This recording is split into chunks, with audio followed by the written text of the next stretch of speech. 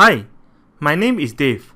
In this video, I'll be taking a closer look at how I've achieved a 45% gain in XOM within 7 days. Let's have a look at the chart of XOM. In this play, I would like to enter into a neutral bullish play as the price has entered into strong support. As highlighted in my trade alert, this is the multi-year price level for XOM. $71 to $75 is an area of strong buying. Most of the time, the price stays above $75. As you can see, the price keeps bouncing off the $75 level. Entry is on 13th February with exit on 20th February. In summary, this is a neutral bullish trade.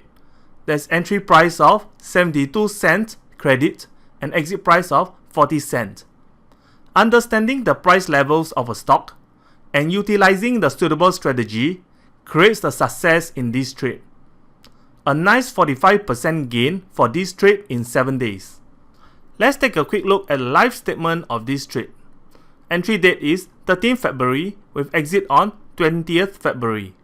Entry price is 72 cents credit with exit price of 40 cents.